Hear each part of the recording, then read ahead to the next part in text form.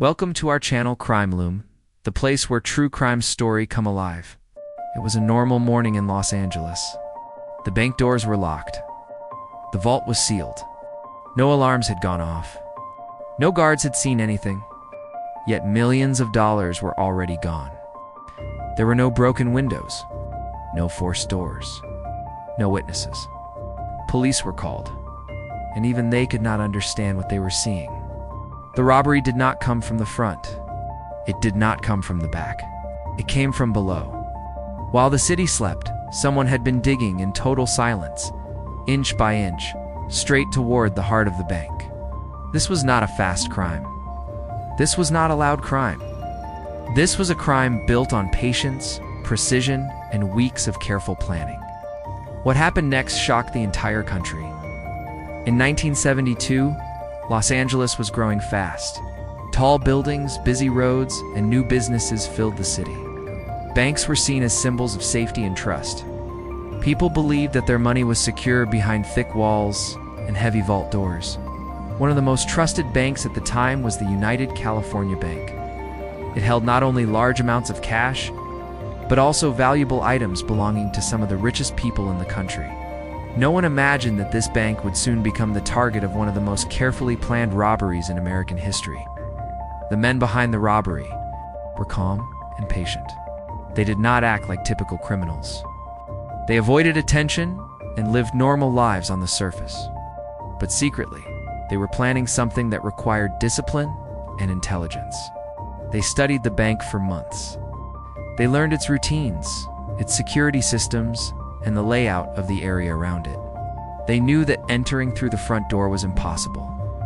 Cameras, guards, and alarms made that route too dangerous, so they chose a path that no one was watching. Their plan was to go underground. They rented an empty office building close to the bank. The building looked ordinary. People passed it every day without giving it a second thought. Inside, the men created a hidden work area. They brought in tools slowly, one piece at a time, so it would not attract attention. They waited for nightfall to begin their work. Every night, they dug. The work was harder than they expected.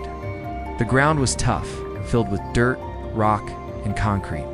Sometimes they hit obstacles that forced them to stop for hours. They worked in silence, knowing that even a small noise could alert someone above. Dirt had to be removed carefully and disposed of without raising suspicion. They worked slowly, often exhausted, but always focused. Days turned into weeks. The tunnel stretched farther underground, moving closer to the bank's vault. The men measured constantly.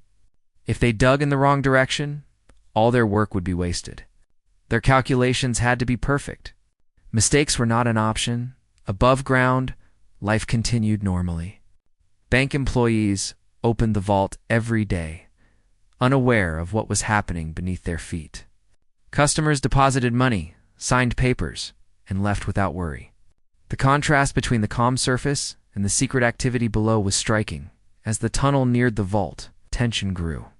This was the most dangerous phase. Breaking through the vault wall could trigger alarms or cause vibrations that would alert security. The men worked even more carefully. Every movement was slow and controlled.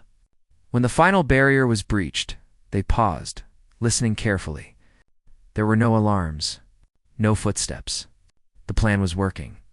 Inside the vault, they found exactly what they expected. Rows of safety deposit boxes filled with valuables. The men stayed calm. They did not rush or celebrate. They worked methodically, opening boxes and selecting what to take. Cash, gold, jewelry, and documents were collected. Some of the items belonged to famous people, making the robbery even more shocking later on. After hours inside the vault, they cleaned up as much as possible. They left quietly, moving back through the tunnel and sealing it behind them as best they could. By morning, the men were gone. The city woke up with no idea that millions of dollars had just disappeared. When bank employees arrived that day, they sensed something was wrong. The vault showed signs of tampering. Soon, the truth became clear. The bank had been robbed. Police were called immediately. Officers searched the building, confused by the lack of obvious entry points. Doors were intact. Windows were untouched. Alarms had not been triggered. Then the tunnel was discovered. The sight stunned investigators. A long underground passage leading straight into the vault seemed almost unbelievable. News spread quickly. Newspapers and television reports called it one of the boldest robberies ever committed. The public was fascinated. People talked about the crime everywhere. Amazed by the patience and intelligence involved, police launched an intense investigation. They examined the tunnel and traced it back to the rented building. Inside, they found clues that had been missed at first. Witnesses were interviewed again. Some remembered seeing unusual activity at night.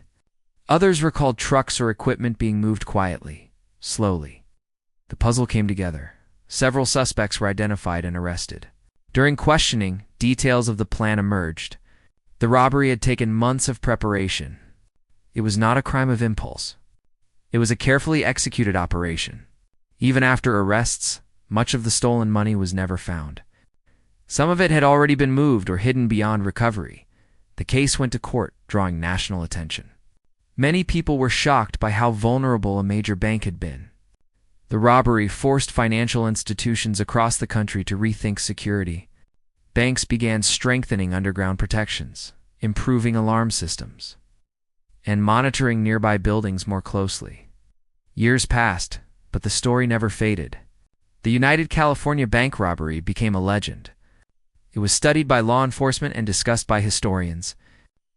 Unlike violent crimes, this robbery relied on patience, intelligence, and silence. It showed that the greatest threats are sometimes the ones that move slowly and remain unseen.